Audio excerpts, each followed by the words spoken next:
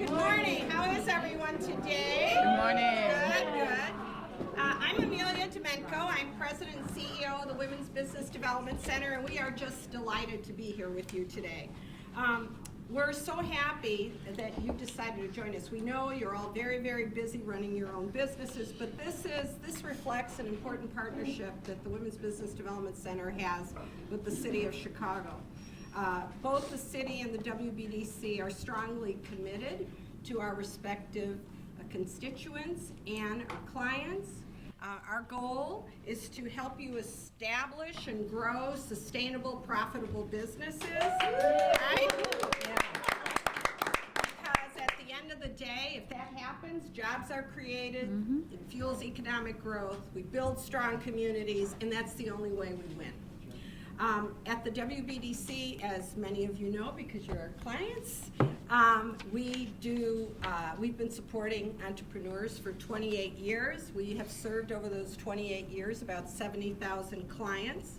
What makes us distinctive is the comprehensiveness of our services, and you might not have used all of our services, but they include counseling, a lot of very robust training curriculum. We provide access to capital, thanks to the City of Chicago.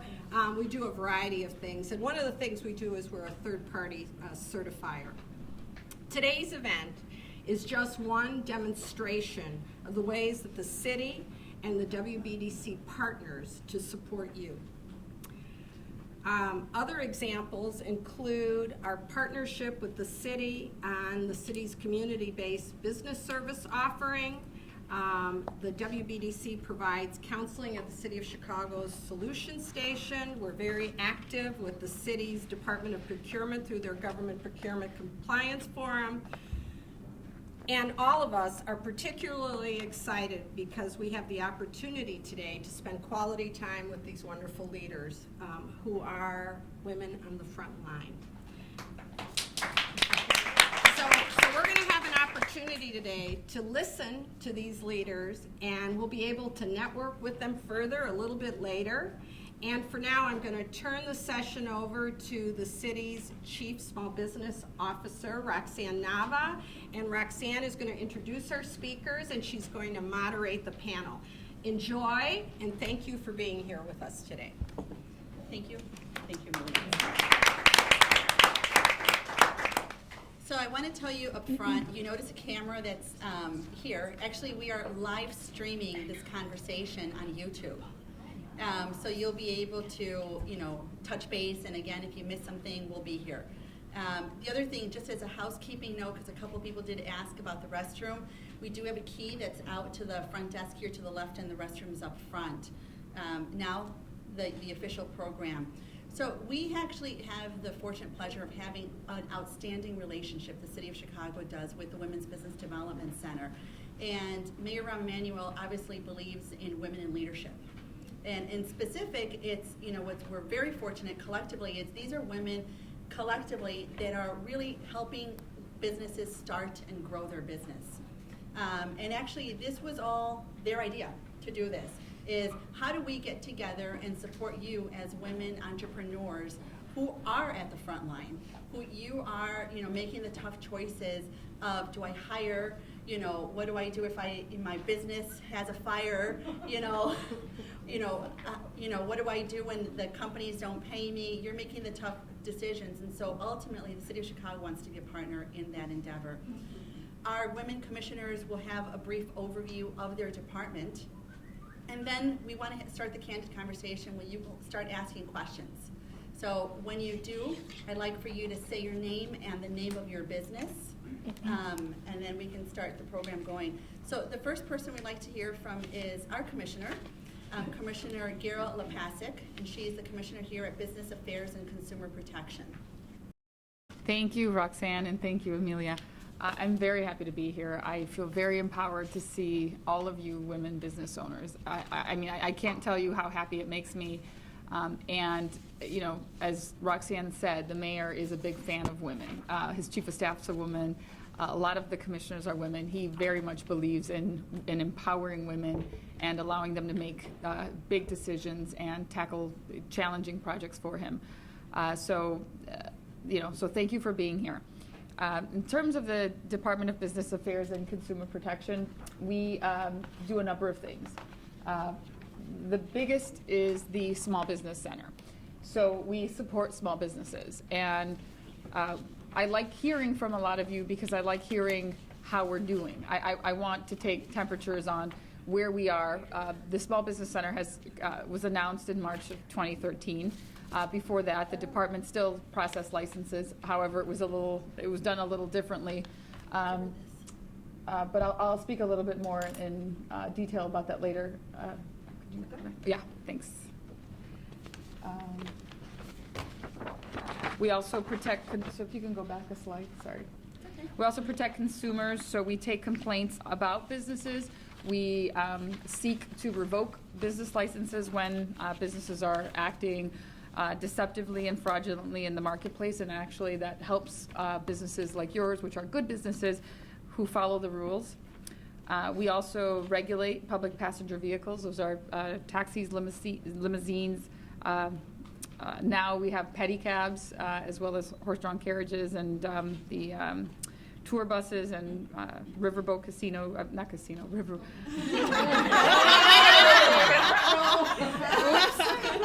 Freudian slip there. We want to regulate river casinos someday, and cable. So with the Chicago Access, and we have 3 municipal channels as well. So this is our bread and butter here, Small Business Center.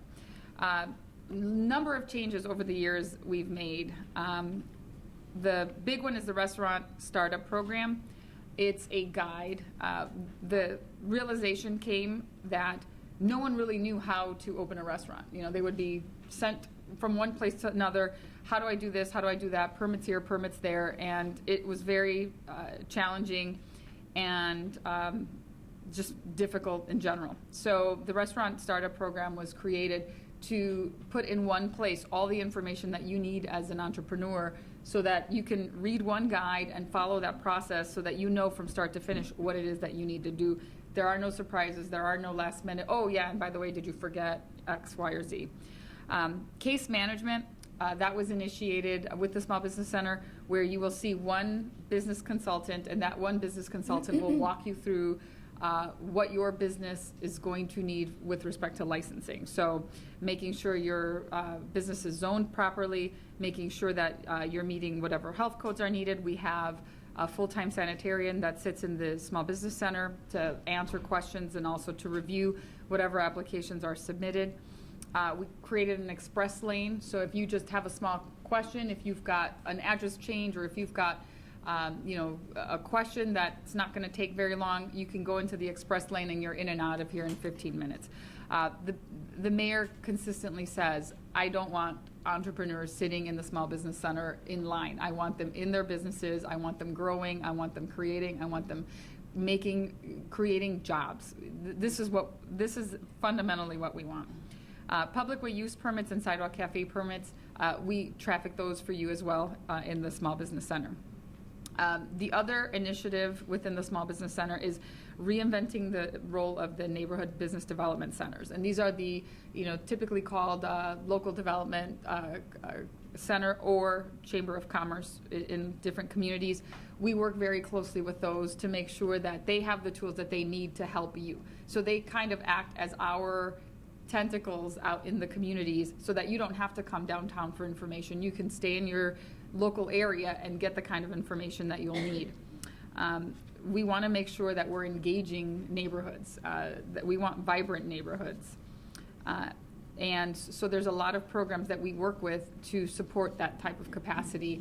We just issued an RFP with specialty items. One of them was allowing them to be technology centers. So for those businesses that, maybe you don't know how to use Quicken, or you don't know how to use Excel or Access or any of these computer programs, having these organizations train you in doing this so that you can employ those programs in your business. So it's just creating capacity. The other one that was very exciting is the tourism program, which we're working with Choose Chicago to make neighborhoods destinations for tourists who come from out of town, so that they have a place in the neighborhoods. They don't just come downtown and spend their dollars downtown. They go into, Andersonville or, Pilsen or Little Village or throughout the city.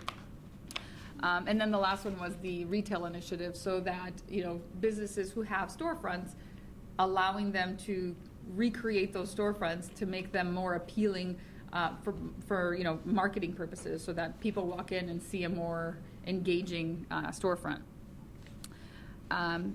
The Small Business Center website is available through the BACP website. It's also available directly, City of Chicago, and then /SBC. Site Selector was our newest creation, and that allows you to see what vacant storefronts exist, and then allowing you to see the square footage, the zoning, the pertinence, so that if you're trying to open a business along any of the commercial corridors within the city, that you can have access to that information readily online. And then a big initiative that we have is access to capital, and this is something that we hear consistently. And I was hearing earlier this morning how difficult it is within certain ranges to access capital. If you're not a big fish, big banks aren't going to look at you, and they're not going to want to bother with the paperwork for you. And so we're partnering with organizations to help access that capital. So the microloan program that we're working with WBDC and CMI, that's going to help, as well as others. I mean, one of the issues I heard today was leverage. How do I, as a small business, have leverage when these big companies don't pay me on time, and I can't make payroll, and then I need money, and where do I get that money? And so, strategizing. How do we do this? Those are issues that we're working through. So in a nutshell, this is the department. We protect consumers. We're very active now in social media. We have a new director of communications who's a woman, Micah Staumbaugh. She's excellent. She's gotten us on lots of social media. So we're in Twitter, we're in Facebook, and we do infographics, and we post a lot of the things that we weren't posting before. So this has actually been very, very helpful. Business compliance, we have the flag business list. If you are consistently getting tickets, we will put you on this flag business list if you're not fixing your issues. In public vehicles, again, we're working with the taxis, the liveries, and now pedicabs. Cable, again, we work with the franchises, and we manage 3 stations. And outreach, we do a lot of workshops, and that's something that I'm very happy to hear from a lot of people that is helpful. We are looking always for things that are helpful to you as small business owners. Most recently, at one of the Small Business on the Road, we found a tax consultant who was willing to sit and take appointments at the Small Business Expo.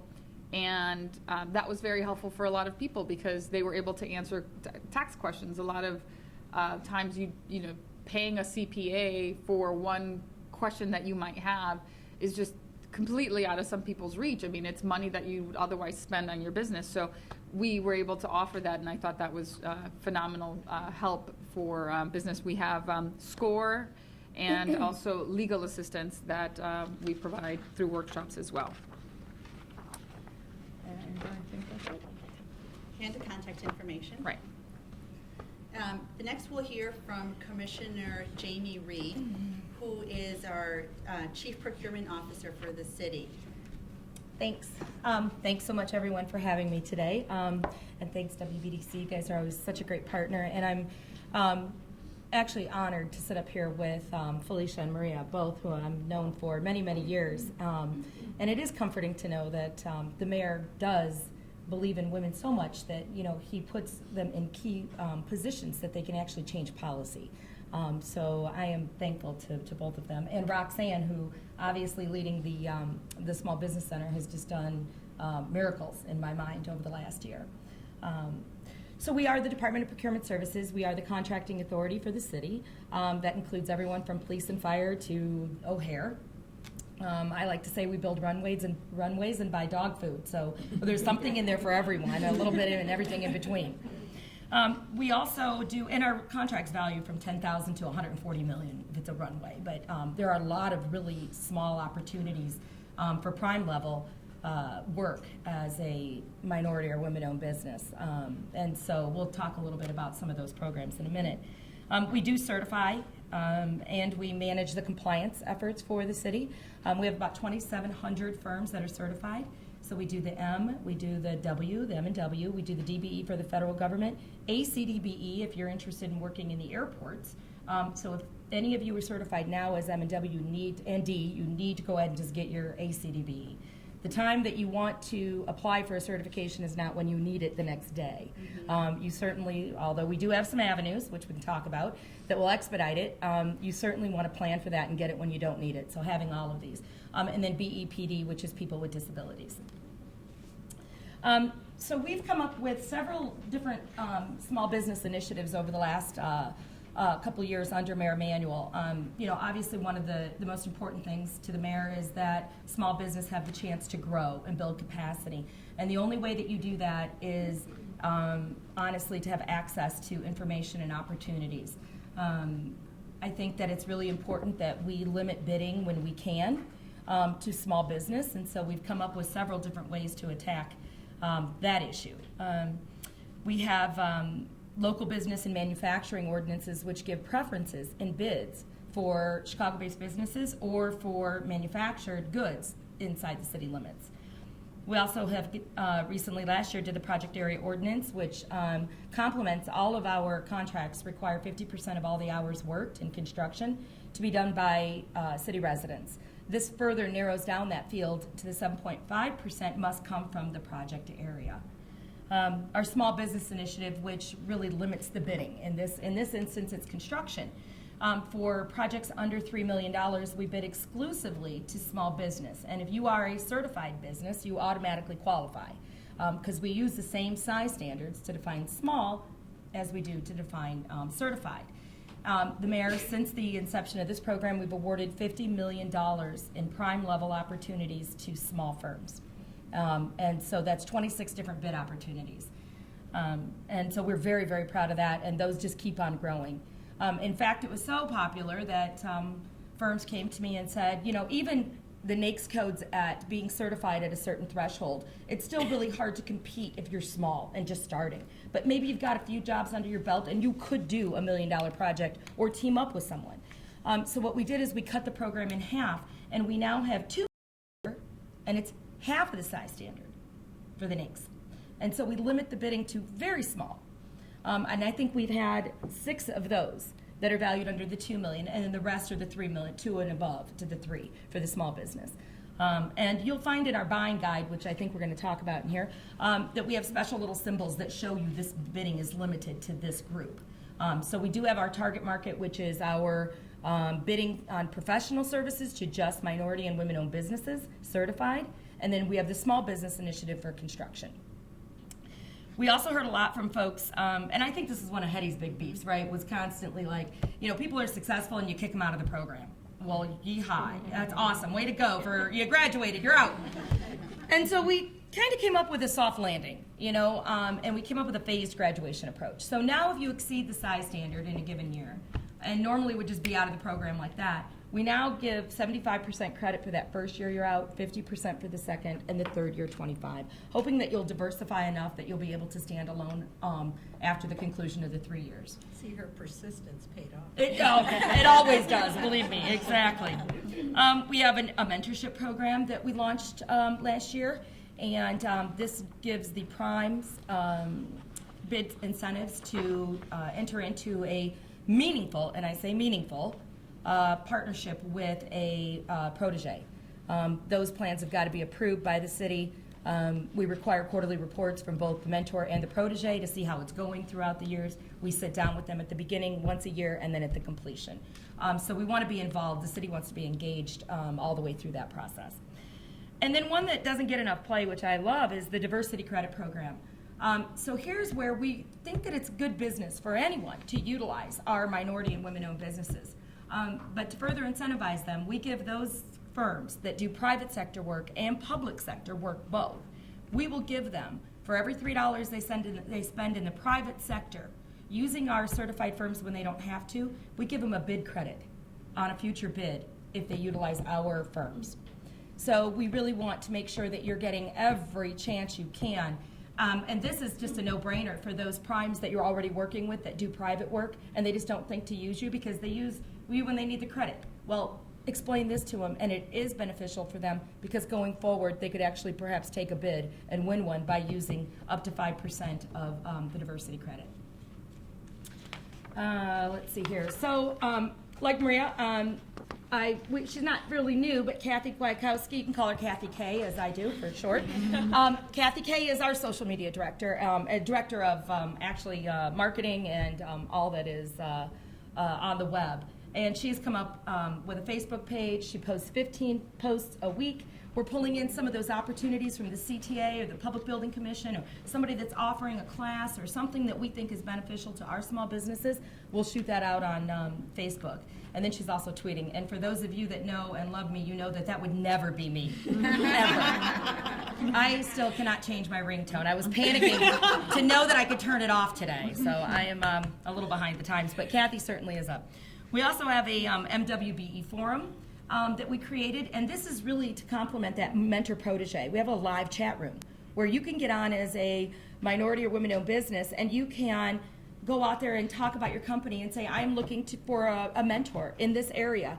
Or a mentor can go on and say, I'm looking for a WBE with electrical experience at the airport at least 5 years. Any takers?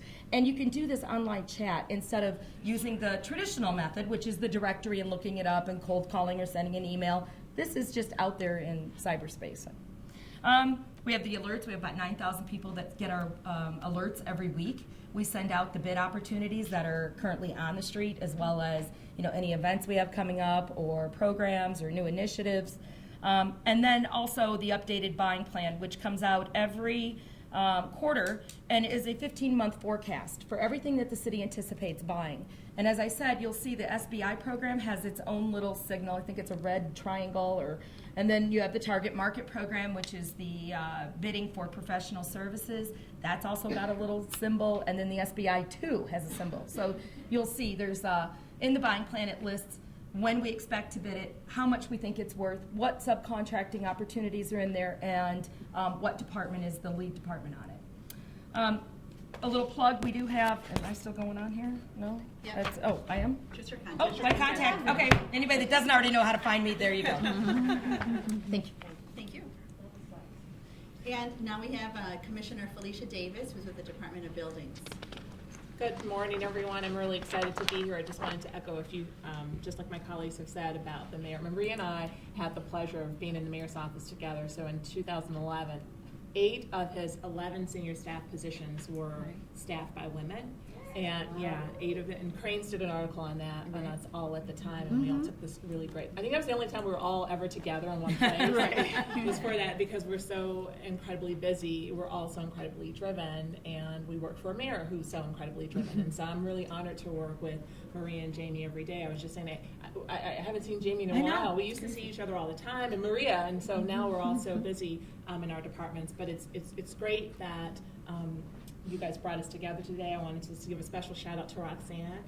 Those of you who know her, she is an incredible, one, she is just an incredible person, but 2, she's always about connecting people. Even today I saw her connecting, making sure, so I don't know what your traits are on Briar's Mint, but I'm assuming connector would be absolutely one of them. And also I want to thank you guys for having us here today, Amelia, and the WBDC for having us all here today. So the Department of Buildings it's a department. What I say is that people think they know it and then they don't know it. So overall, the department is responsible for enforcing the building code in Chicago. And for those of you who know, and maybe some of you have had experience, and I apologize with the code because it's tough. It's tough. Chicago has the toughest building code, period. And that's a sentence unto itself. And there are a lot of historical reasons why. The Great Chicago Fire being the leading reason, and some other reasons why our code is so strict. And so our department is responsible for enforcing the building code and also adapting the building code to coexist with technology improvements, to coexist with just the change of time. And sometimes that's done easily and sometimes it's not. So I'll start with the first area where most people know the Department of Buildings, and that really is on the permitting side. And I am amazed to know that in 2011, so not too far recent, Mayor Emanuel was elected in 2011, February 2011. So in 2011, in the Department of Buildings, which is on the 9th floor, there's these big things called garbage cans. And those garbage cans would hold plans for buildings. And those garbage cans would move around on the floor from person to person to person. And that's the way in which reviews were done. And so this is 2011. And so the department, I know, right? I'm shocked to learn that. So the department, we still have garbage cans, but we don't have paper. We don't have paper plans. The department streamlined its process by implementing unknown numbers, and it's I'm sorry if there are architects in the room who were like, I needed to say it was with the buildings department. So one of the thrusts of Mayor Emanuel is to increase transparency and information, and that will help us all be more efficient in delivering our services. So real-time approval, notifications, no paper plans, all of those things, and now the garbage cans are actually used for refuse. The other thing would be on the inspection side, which is the other end of the spectrum where most people know the buildings department. And in 2013, the department conducted nearly 400,000 inspections of all kinds. So that includes permit inspections, it includes 311 calls, it includes annual inspections on just about anything in the city of Chicago. So we have a team of nearly 300 members in the department, and 70% of that workforce is an inspection workforce, and they're out there every day, men and women, and there are female inspectors, I'd like to see more, but there are some, who are out there every day, making sure that we are keeping folks safe, making sure that things are being built to plans, things are being built to code, zoning code, building code, that we are not putting the public, residents, visitors in harm's way. And so part of what we do with the departments here, even our task force, we work with Maria's department to make sure that we streamline if you're opening a restaurant. I was on the other side of that when I was in the private sector before coming to government. I remember thinking oh my gosh, why can't they all just come at one time? And so now they all come at one time because it is easier to plan for that as there are openings and things that people are trying to, ribbon cuttings and so forth. And so we work with the department in that way. And the other way in which we work with BACP, and she talked about troubled businesses, we work a lot on the enforcement side, which is something that we have to do to make sure that, you as business owners want to make sure that every other business is held to the same standard as you are, and there are businesses who are not imposing harm on the community. And so we work together on those initiatives as well. The other area, and we coordinate with other departments. Now, one of the biggest challenges, I think, for the department, because I talked about it, it's like people think they know the department, and they really know it for two ways. It's either a permit or an inspection.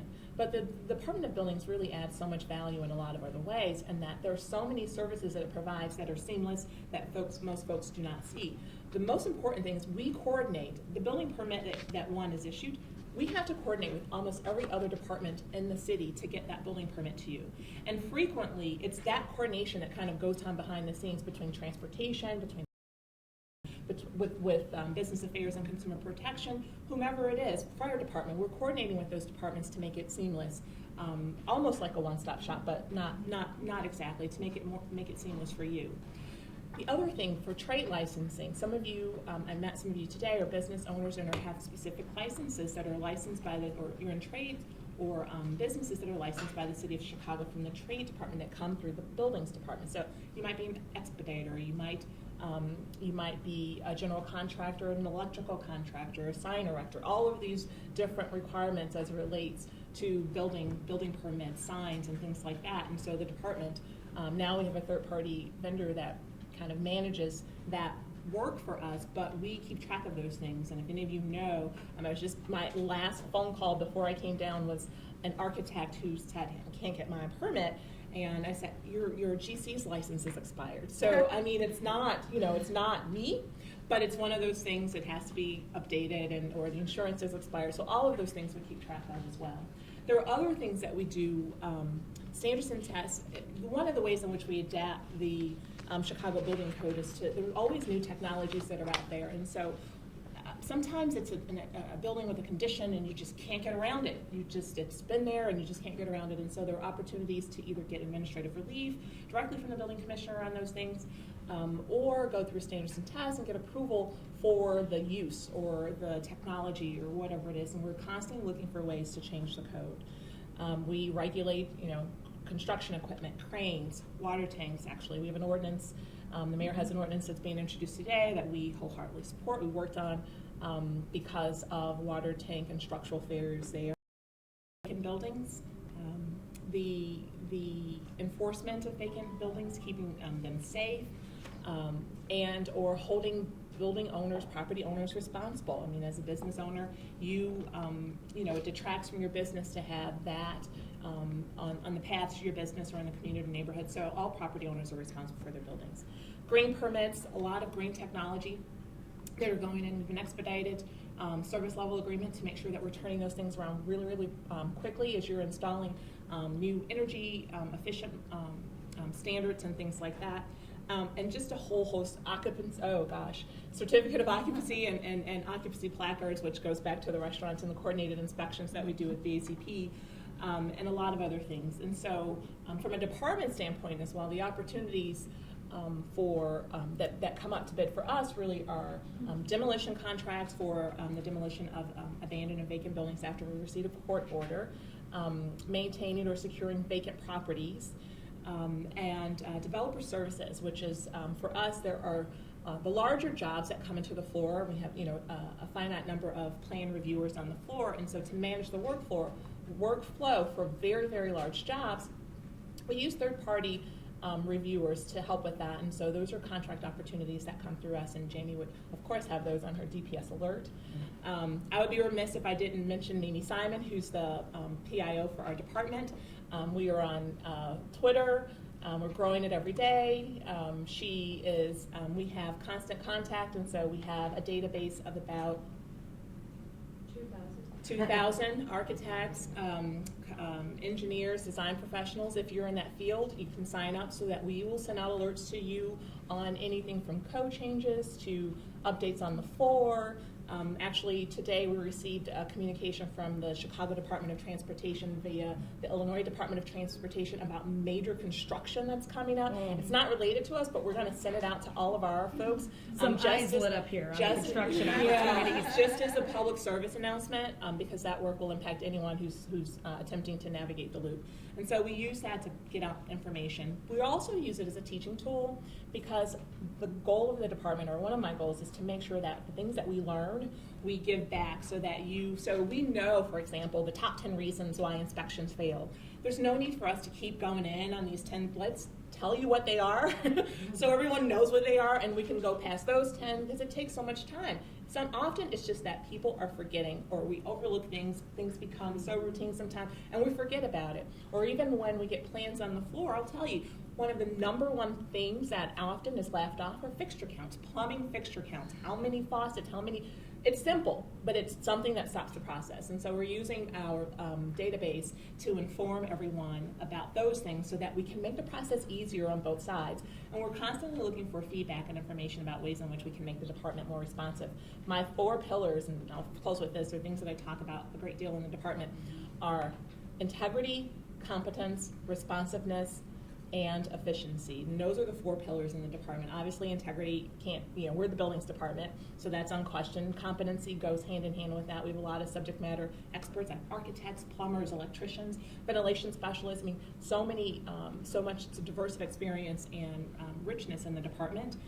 Responsiveness, and this is where I think we've all talked about this. I mean, generally speaking, government isn't very responsive, and so each of us has a commitment to it. The mayor has a commitment to it, like demystifying what it is that we do, and making it more accessible to people. So it's picking up the phone, returning phone calls, sending letters, and those types of things. Just good old-fashioned customer service, really, when it comes down to it. And then efficiency, so it's like working with the departments here, working with other departments, streamlining processes, going from paper to cyberspace and things like that, paperless systems, getting rid of those garbage cans. And so I'm really happy to be here. I end with a quote from Winston Churchill, because this is the world I live in for buildings, and I wasn't a woman, I'm sorry, but we shape our buildings and thereafter they shape us. I mean, and so we live with those buildings for a very, very long time, and that's the world in which we live in the buildings department from the beginning when those buildings are being shaped, thinking about the future of that building and where it'll be at the end of its life cycle. And there's a lot that can happen in a building in the meantime. And so thank you all so very much.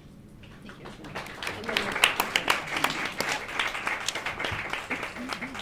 So there was one common question that we heard right before we started, and so Commissioner Rhee, this first one comes to you. Oh. Uh-oh. It's what advice would you give women-owned businesses looking to do business with the city? Well, a couple things. I have been on a little messaging lately, and that is that I think if we want this program to succeed, the minority of the women business to succeed in Chicago, we have to kind of take it on ourselves. And I'm just going to call her out on it because she is a one-man machine for anybody that knows it, but Letty. So Letty has brought 40 women to me and said, you got to meet this woman, you got to meet her, you got to find out what she does, you got to da-da-da, you got to do this. And that is what we all should be doing. Every time you walk into a room, it's like the politicians walk in and they know and they shake everyone's hand because everybody is a potential voter. Well, in your case, it's a potential client or referral.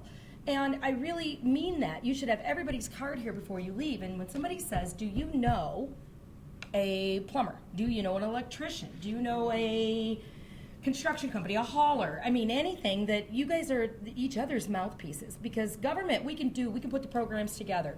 We can, enable the firms to take advantage of them. But what we can't do is bring them to the table. And that's what you can do.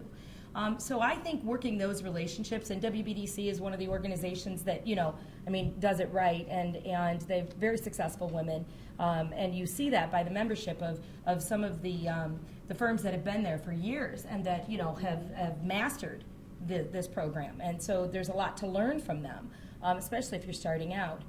The other thing that I stress is go to the outreach events. We had an outreach event Thursday. The mayor stopped by. We had 1,000 people there. We had 75 different booths. Every city, county, state, federal, sister agency was there. I got 1,000 emails over the weekend about, oh my God, I met so-and-so and I handed out this and I got this and thank you for introducing me. Because it's sort of like our little once a year get together with our firms where we can introduce people at that point. So if you're looking for an introduction, do it in an open venue. I can do that. Government cannot say, oh my gosh, she's awesome, you should hire her. We can't do that, as much as I would love to. But what we can do is create the forum where you come together and you're able to take that network opportunity and hopefully convert it into something. And I know Najit's got great stories on that. Persistence, it pays off. It's not easy, but it does pay off. And the other thing is, include us in your organizations. We teach 13 classes, and I'll shout out to Suzanne. I know your conference is coming up, your DBE conference. We'll be participating. Go to these things because I think that people always go, oh, another outreach event. But guess what? The one that you don't go to will be where you would have met the person that would have led to whatever. I mean, you got to go. It is not easy, and it takes a lot of persistence. And so I think, and inviting us and keeping us in the loop on what different events you've had. I will give a shout out to Sue Hurley and Melissa. I went to a dinner with them. We were talking about different things. There was a group of, I don't know how many, maybe 10, 12 people. And we actually introduced an ordinance today that is a brand new program for veterans and minority and women-owned business. For the first time ever, we will have an ordinance, and it grew out of this dinner that I had with them, and it was talking and just ideas and talking to people that live this stuff every day. We don't. We're government. We're not here to tell you how to run your business. We're here to remove barriers for you. So telling us about it, telling the people that can help is what, really leads to something happening. And so this ordinance, did it go in, Kathy? Am I? Okay, God bless. I was like, I don't know if it went in or not. Full disclosure, I took an extra day off yesterday, so this is my first day back from a very long vacation, which I needed. Not very long, but it felt long with the extra day with the holiday. So what we did is, for the first time ever, we're going to have a bid incentive that is 5 points. And for those of you that know construction, 5 points is huge. 2 points for being a local business, that's all you get at max. This is 5. If you JV or partner with an MBE or a WBE, JVs or partners with a veteran-owned business, it's 5%. You'll take it from anybody. So get out there and do it. Again, this idea bore out of conversations going and my mind going, and came back, we came up with something and we introduced it 3 weeks later, and it's real. And that has happened with the Women's Business Development Center as well. Hetty saying, for 20 years I've been trying to get rah, rah, rah. And I'm like, okay, now let's talk to the right people and let's get it done. And so many programs, all those programs that you saw, were not us thinking, it's you guys coming to us saying, what you have doesn't work, we need some other incentive for X. Well, we can do that. I mean, there's a process. So those are my little tips on how to get involved and sign up for the alerts. Go to the events. Read the buying plan. Read it. Contact primes and say, did you see the city's coming up, the water department in the third quarter of this year with an XYZ bid? I do this as subcontracting. I'd like to partner with you. And information's power. And I think primes look at that and go, how did you know that bid's coming up? Wow, they think like, ooh, you must have something. Well, they don't read the buying plan. You guys use that as a tool. I mean, so let them look in the back of the Sun-Times hoping that it pops up, you know. I mean, you guys know it's coming. So so really use the tools that are out there. Thank you. Yeah. First off, I'd like to say thank you. I've seen such a huge difference in the changes with the city and with WBDC and everything else. You've made it so friendly and family-oriented almost, where when you walk in a room, you feel like you're being received, and you know, it's such a wonderful, wonderful feeling. And I feel like I feel that you are so pro, you know, the businesses and that you are trying to help in any way that you can. And I truly, truly thank you for that. So, and my name's Victoria Rock. I own Victoria Court Reporting, Transcription. Anybody? Videography. Court reporting. Yeah, transcription and video. And I'd like to make a suggestion, Felicia. You said that there are some top 10s. Well, recently we've done more and more doing video, and we're helping people get FAQs through video, real short video clips. And I think if you got your top 10s on little short clips of videos on your site, it would make it so much more pleasing for people to get those questions answered. So, Thank you. Of course. Hi, my name is Maria Brush. I'm the owner of Brush Architects, and I am WBE certified with everyone but the city. And process for a while, but that's not my point. My point is building on what you just mentioned, because is on your new ordinance submitted today, is that making veteran, minority, and women equal in the set aside? Or is it, because sometimes it's minority is 20 and women is just 5, and so that's peanuts to a project. Right. But if it comes up equal with the others, that's really exciting. This is prime level. Okay. It still has MBWB goals on it. In addition. In addition, The the 5% is for the bid incentive for the prime to take. It will still have its goals. So it's not taken from any one group. I think it creates huge opportunities for folks to come together. And that's what I've been hearing a lot about is JVs, and let's incentivize those. So we've done that. Great. Yeah. Thank you. Hi, I'm Rosemary. I'm president of Direct Steel and Construction.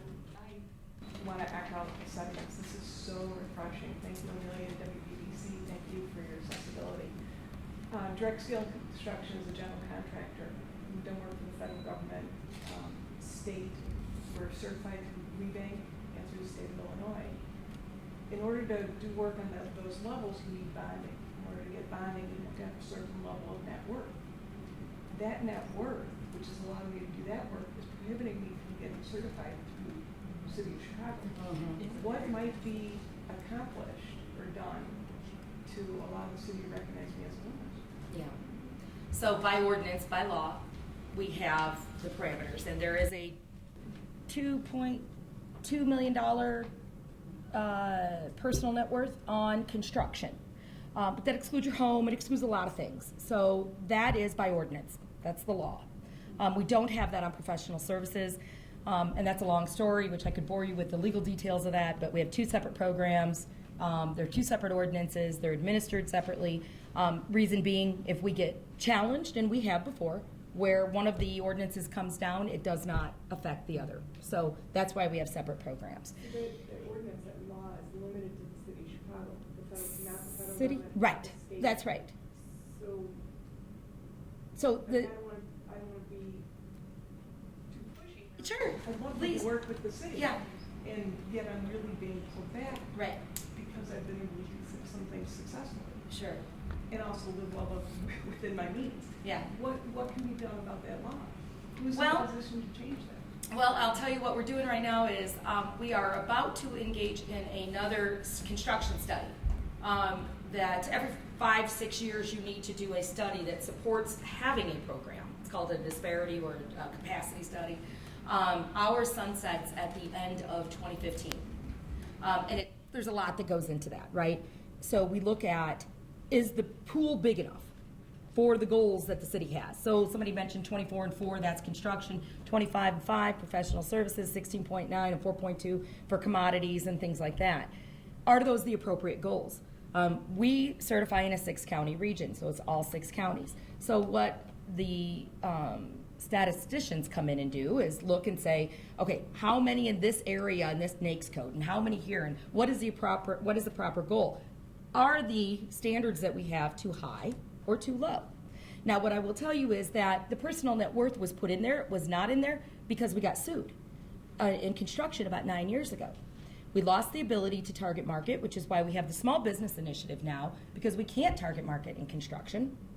So the judge and dicta, what we call it, a lot of stuff was, you need some standards in here. You really have to make a pool, and to do that, you can't let everybody in. So what are your standards? And so personal net worth was one of the things that came out of that last lawsuit.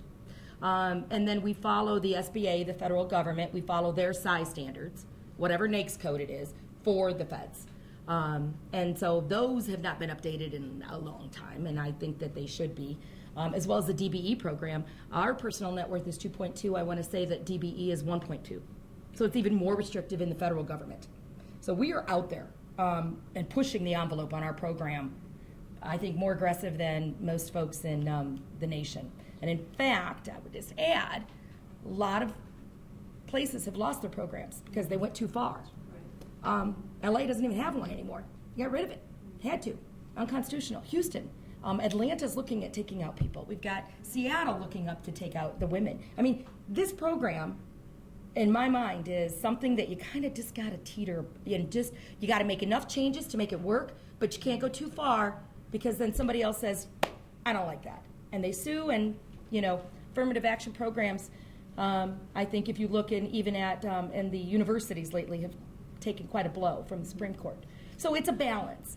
But to answer your question, we are going to engage in another study, and all those factors come into play when we go back to change the law. We have to have the evidence to support whatever we're doing. So that will come up in the context of that. So my name is Lexi Velez, CEO of Chicago Medics Travel. Thank you for this great panel and meeting. And Jamie, I want to thank you because I think some people don't realize the impact. If you could build a relationship with government, they don't necessarily understand our side as entrepreneurs. They don't understand our pain. So if we can kind of teach each other, wouldn't that be phenomenal? And I know WBC is trying to do that. So over the years, I've met different women, and Jamie's been so supportive in a way I've never met anybody like you. And then Roxanne is part of that mix, which is rare. But for me, it's appreciated, even though there may be things I can't do with you directly.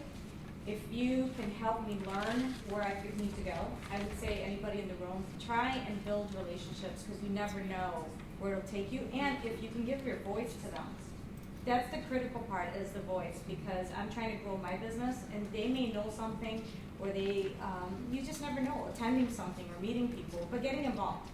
And because sometimes people ask me, well, why are you doing that with them? What are you getting out of it? Well, it might be an investment for future things, and maybe it's not directly my business. Maybe it could be for Napjot or Vicky or other people that I know here. That's right. So I just want to say thank you for what you're doing. I appreciate the changes. I think some of the things the mayor's doing is phenomenal. I was part of the Goldman Sachs program. That's huge for my business. And just the support through everybody on the panel is spot on, so thank you. Thank you. I would like to go to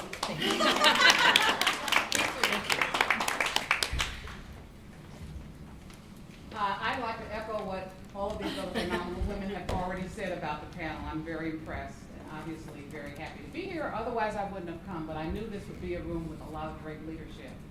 I'm Suzanne Stanley. My company is Contractor Advisors, And we work with construction companies and professional services companies.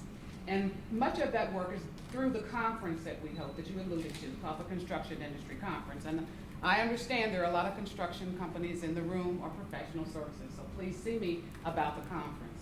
But the question I had, particularly for Maria, because you were talking about some of the services, and one of the things that didn't get touched upon that many people may or may not know, what types of businesses actually require licensing in the city? If you are a corporation, do you also have to have a license in order to operate in the city?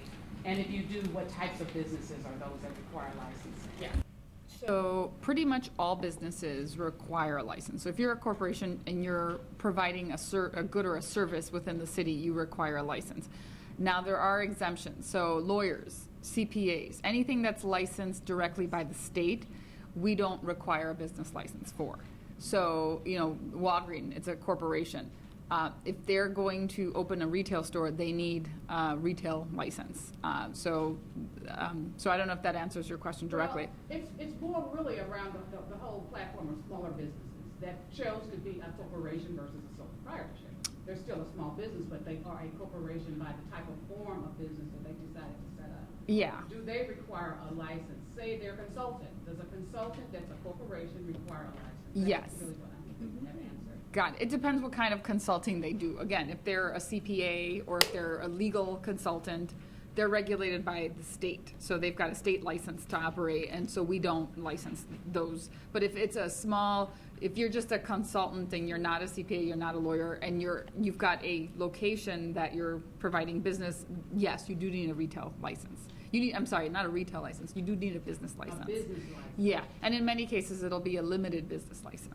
So an LBL, what we call an LBL, which is a very, I would say, easy license to obtain. It's not, probably doesn't require an inspection, probably is just a paper application that you get, but yeah, but you would require. And you can apply online. About TIF funds? Sure. Because that's an area I think that's a little gray, but we hear so much about what TIF funding is and what kinds of businesses. So can you tell us what kinds of businesses can benefit by getting TIF funding? So TIF funding you wouldn't be able to get directly. We have a program, it's called the Small Business Improvement Fund. And so depending on the area where your business is located, if your business is located in an area that has it's called the SBIF, Small Business Improvement Fund, then you're able to access the funds that are within that SBIF. And those are, I think, up to $10,000 for improvements to your business. So it would be capital like facade improvements or improvements to the structure of the facility where your business is. The city partners with a organization called Summer Corps, and those are issued through the Department of Planning and Development. That's who holds the agreement with Summer Corps. So the first thing you need to do is find out if your business is within a SBIF area. And if it is, then you need to find out if the SBIF is, if there are funds available within the SBIF, and then apply for those SBIF grants. And that would be directly through Summer Corps that runs the program. I can actually give you a contact in the Department of Planning and Development that works with Summer Corps that would be able to help you obtain information about the SBIF grants. Thank you. Yeah, sure. Yes. So you had mentioned that there may be some fast-track certifications for companies that may be in the room that aren't certified by the city. Sure. So for example, if you're WBEs certified, I know there used to be a relationship there. Can you speak to any of those? Sure. Well, notably, we just last year in January started accepting the county certification. So we have complete reciprocity with the county, meaning that our standards are aligned. So they had to go change some standards. We had to change some policies internally on 3 and 5 years versus whatever, no change affidavits. So we've changed that so we can accept them. The one that I was speaking to is what we call a professional declaration of eligibility. And we teach a class on this, but this is for CPAs and attorneys. And I always say it's somebody with a license to lose. We will allow them to look at our regulations, the application, and give us a letter, an affidavit, saying that you meet those standards. So 51% owner, day-to-day operation and control within the 6 counties, your NAICS codes, you meet that, and if it's construction personal net worth or not. and we'll issue the certification within a week. Then we'll audit the heck out of it. But you get it in a week, so it is possible. And a lot of firms already have a CPA or a lawyer that they already deal with, so we wanted to make that an option. Let's trust but verify. Exactly. We trust them, but we'll verify it. That's right. I have a question for you, Jamie. Sure. My name is Julie Savitt. I own AMS Earth Movers. Yep, hi. Hi. I went on the website because to check and see what I needed to do when I have my 5-year renewal. Okay. And when you go in to do the renewal, the first question it asks is if you certified by another company. And when you say yes, it tells you to call a phone number. Oh. It doesn't have an application that I could go through or so forth. So I tried calling the phone number, and I didn't really get a great answer because I'm still waiting for my expansion. So the conversation changed, but is it still the regular application that we fill out like as if we were applying for the first time? For a 5-year recert, yes. Even though we're certified Every 5 by years. another agency? Yes, every 5 years, yes. Okay. And with WBDC and CMSDC, we do have some expedited procedures. We still have to verify because our standards are different. I understand. So when it's asked if we have certification, should we say no so that it'll let us continue on? Let me check on that. It might be a glitch. I mean, it's with the computer. I'm not quite sure. I'm not why you get that message. It gives you this Yeah. message to call the office. We'll get our contact information and we'll go on and look at it and see what's going on. Thank you. Yes. As a follow-up to that, Julie, I got the same thing, and then you have to contact somebody in your office for an expedited certification. Oh, so maybe it's saying if you want, because, so the C2 system, which is what we call our online certification system, is proprietary, right? It was built 8-9 years ago. It's not easy to change. So they put the application for the city in there, but if you are certified through WBDC or CMSDC, we will have an expedited form. I don't know that they could load that on, which is probably why they're prompting you so that they'll send you that. Right. You know what I mean? But I'll verify that because maybe there's some other code word we could put in there, you know, that tells you what you're going to be asking for, not just like, why am I in Never Land? Yeah, it just says to call the office. Yeah, okay, you're like, oh, I'm in trouble? I mean, yeah, but call the office. No, we're not trying to do that. Please, name that contacted was Wright. Her last name is Wright. Victoria. Yeah. Oh, Victoria, yeah. And then just a related question. So Sure. then, on the United certification, or is it the Universal United? What the PACE uses, Metro? DBE. That's the DBE. Unified. The Unified, the UCP. So it says that the city accepts. We do. So are they DBE. Okay, so those are two Only separate- DBE. So there are 5 agencies that do federal certification. It's the state of Illinois, Metro, PACE, CTA, and the city of Chicago. And those 5 certify for the entire state. They'll accept it anywhere where there are federal funds. Okay, all right. Yep. Distinct from the W. The M&W, which is our own program, and there's separate standards. There's different size standards. There's a few different not much, but there's some size standards. And I do believe that the DBE is the 1.2 million is for construction and non. So it's just a personal net worth across, where ours only appears on the construction. Thank you. Yep. Yes. Hi, I'm Molly Megan with W4SEC. We do technology consulting, and there's a lot of programs that we've seen for the construction side and more physical type businesses. Jamie, I'm afraid this is for you again. When we look at the buyer's plan for professional services, there are 3 target market opportunities, and 2 of them are MCAs, Master Consulting Agreements. Right. We actually got approved on a Master Consulting Agreement 2 years ago for the IT department. Okay. There have been no task orders advertised on it. And since we hadn't had our WBE certification at that point, we're only on the non-target market. Oh. We have to reapply to get on the target market MCA. Right. Yet they have not posted that in the last 30 years to Right. be able to apply to that. Yep. So my question is, you had mentioned access to information and opportunities. There's no transparency with these task orders. We don't know when they're coming out. We can't compete.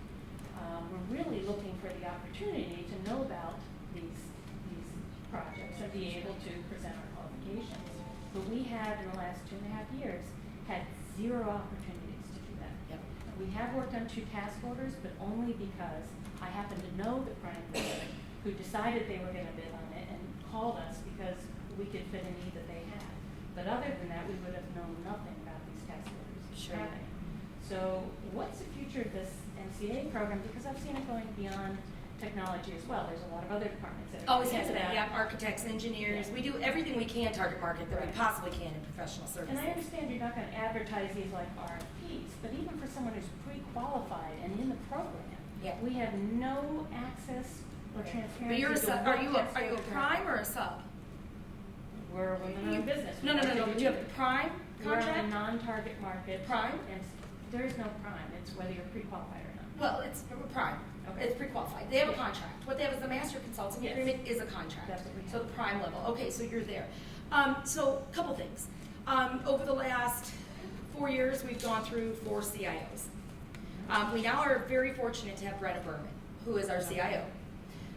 She is a techie, understands the stuff, and actually has quite an appreciation for small business.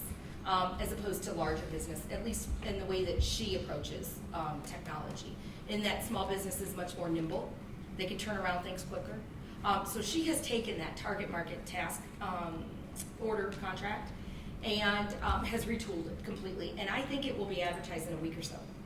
It's ready to go out. They mentioned it in October. Yeah, that they were working on it. Yeah. So it takes a little bit longer. The other question is, if we're already approved on the exact same application as a prime, yet we are certified, why could we not just automatically be opted in for the target market? Well, it's a separate 200K solicitation, check. limited bidding, only to target market vendors.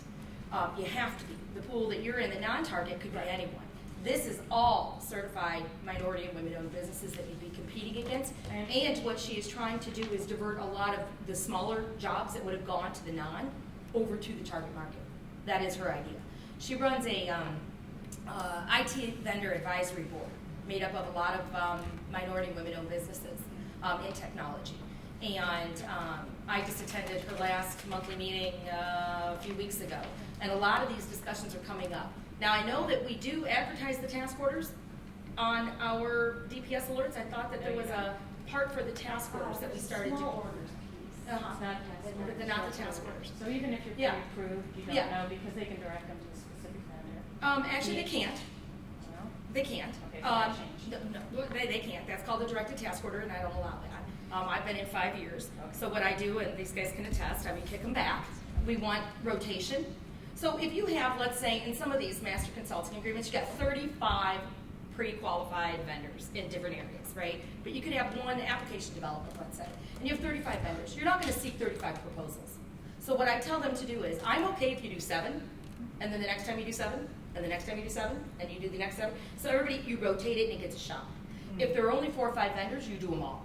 But they have to come up with a competitive process so that when they issue, and those master consulting agreements, there is no guarantee of work. That's what they're based on. Is it may be up to $3 million, it might not be any, depending on what the need. We're not complaining that Sure. we're giving a guaranteed contract. Sure. We're concerned that in over 2 years, we've never seen an opportunity to even present. So, and our other issue is, historically, these applications to be on the MCA for both target market and non-target market have been identical word-for-word applications. Yet you have to submit it twice, one as non-target market, one as target market. And we were not able to apply as target market because we were in the middle of a 2-year process to get our first WBE certification. So, we're stuck. Yeah. We're looking for more transparency. Actually, I have one more question. I have a question. Yep. Yeah. To get it all rolling. Yeah. Jamie. Oh, let me just real quick. Brenna Berman actually, her department issues those task orders. So I'd like, because they're in control of them. Once the master consulting agreement, I'm kind of out of it.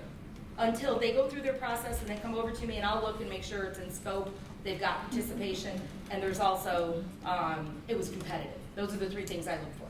So the issuance of the task orders comes from doing. So I'd love to put you in touch with Brenna and we can see what's going on for that one particular. But the RFP is coming out in the next couple weeks. So I get the privilege of the last question? Yes. Oh, yeah. Oh, yeah. Well, I think from all the questions directed to Jamie, we can get a feel for some of the challenges in her office to make sure there's parity and inclusion. That's because right. that is the intention. Absolutely. That is the intention. Absolutely. And it's really fairness for everyone. That's right. Fairness for everyone. That's right. So my question is, Felicia, because I'm not letting you or Maria off the hook. What do you see the greatest challenges for your offices in the next, let's say, 12 months? Well, that's great. Anyone here live in high rise in Chicago? Yes. All right, so that's the single greatest challenge right now for the department, really, is the life safety ordinance with the sunset of December 31st, 2014. All buildings 80 feet and above have to have completed as an alternative to fully sprinkling the building. The building was built before 1975. There are all these other conditions, but there's over 700 buildings in the portfolio. And so every day we're working to move all of those buildings into full compliance. So I'm meeting with board presidents, condo associations, property management companies, so forth and so on, construction companies, folks who do the life safety work so that they're expediting things as well. And so that's a big hurdle for Chicago for this year, is moving all of our buildings into full compliance for the safety and well-being of visitors and residents in buildings.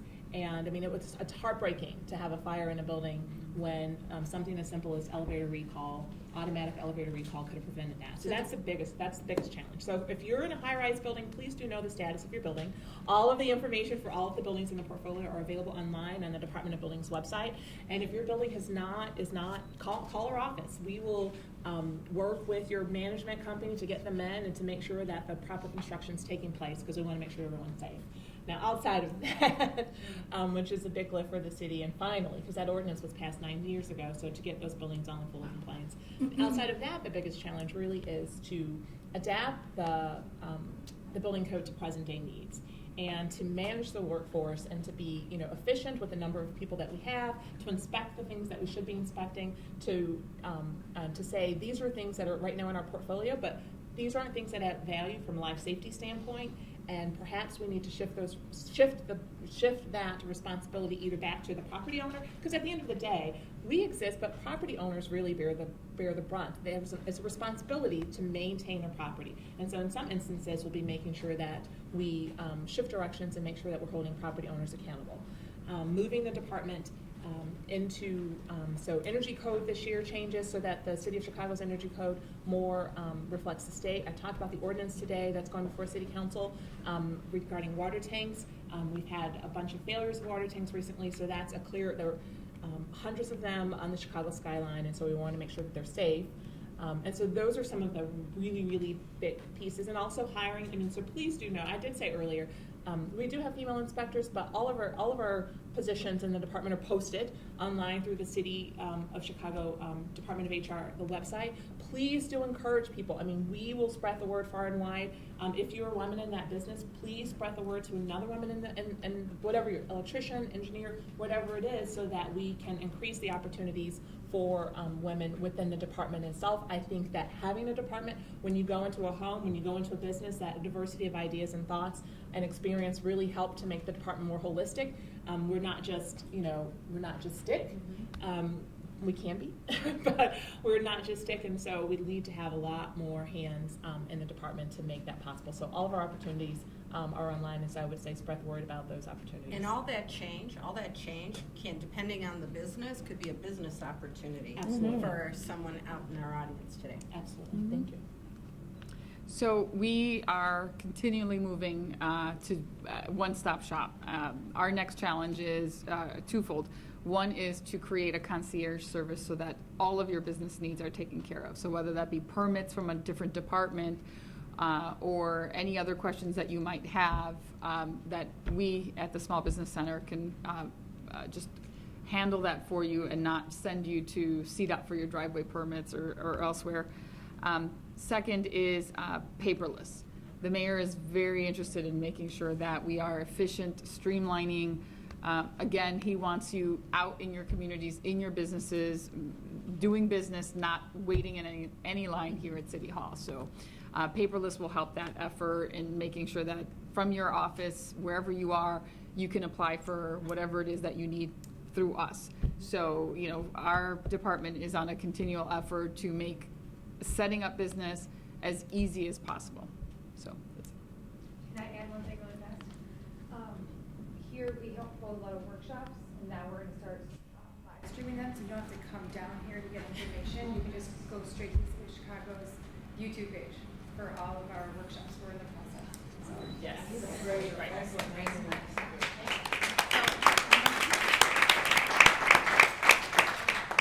So thank you as women entrepreneurs for being here and really taking the challenge and courageous step to having your own business. And so part of that is that we want to make sure, the mayor wants to make sure that you have partners here. This conversation, this forum, while this forum might end, our doors are always open. And all the changes that we have, and we are always looking to make, to improve the process at City Hall, to improve access of information, make sure we always have transparency. You should know that in each and every one of us, you have a cheerleader. You have a partner, so that if it's not at one department, that's the beauty, I think, of how the mayor operates and how each of us operate. It's not, if we don't have the answer, we'll get you to the right place. We'll get you to the right place, whether it's a city, whether it's work with Women's Business Development Center, whether it's work with another Chamber of Commerce, it's getting you to the right place so that, frankly, we eliminate those mistakes and get you on to hiring more people, making more money, and making Chicago a vibrant place. Thank you. Our PowerPoint presentations that we showed up here are here, and we also have some additional information about our workshops and the buying plan and so forth. Contact information is all on the workshop. Thank you very much. Thank you.